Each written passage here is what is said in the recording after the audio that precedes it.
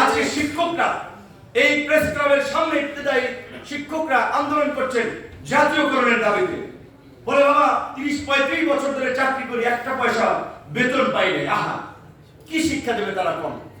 আপনার ছেলে মেয়েকে পড়াবে, তার বেতনের খবর নাই, রাষ্ট্রের কোনো দায় নাই এটা নিয়ে। আমরা বলেছি পরিষ্কারভাবে এই শিক্ষকদেরকে অনতিবিলম্বে জাতীয়করণ করতে হবে, তাদের সমস্ত পাওনা দানার সুযোগ সুবিধা নিশ্চিত করতে হবে। গতকালকে প্রাথমিক বিদ্যালয়ের শিক্ষকরা, সহকারী শিক্ষকরা 10ম গ্রেডের কথা বলেছে।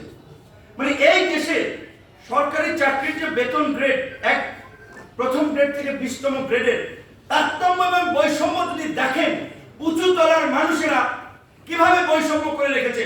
20তম গ্রেডের একজন মানুষ বেতন পায় ৮,২০০ টাকা। আপনারা বলেন, একজন সরকারি চাকরিজীবী বেতন পায় ৮,২০০ টাকা, সে তো পিওন, অফিস সহকারী। সেই সমাজে বাস করে না, এই বাজার থেকে বাজার করে না, তার পরিবার নাই, বউ বাচ্চা নাই।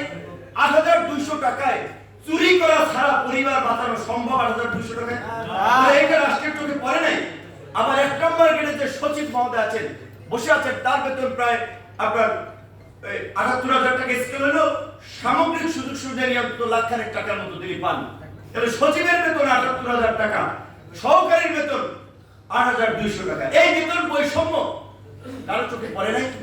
সরকারি বেতন বৈষম্য আমরা মনে করি দূর করা দরকার। বেতন কাঠামো সর্বোচ্চ 4 থেকে 5টা শ্রেণীতে বিভক্ত থাকতে পারে। এত বৈষম্য এটা সমর্থন করা যায় না। এবং আজকে আমরা নতুন বাংলাদেশের কথা বলছি।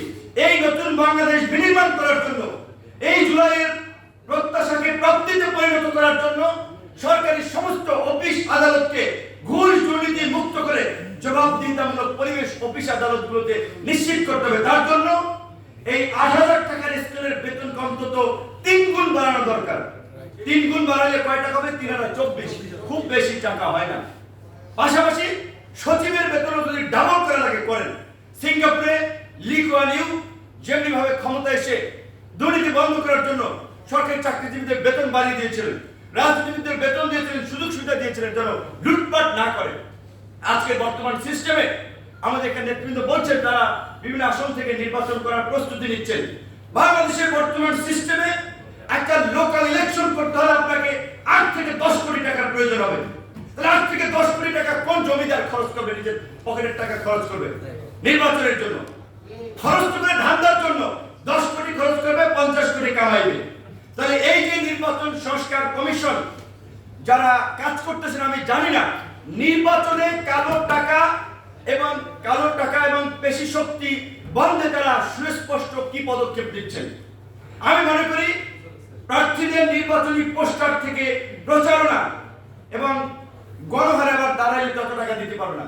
প্রার্থী কারা হবে সেটা ন্যূনতম ক্রাইটেরিয়া থাকা উচিত এবং প্রত্যেক প্রার্থীকে নির্বাচনের একটা খরচ নির্বাচন কমিশনের দেওয়া উচিত।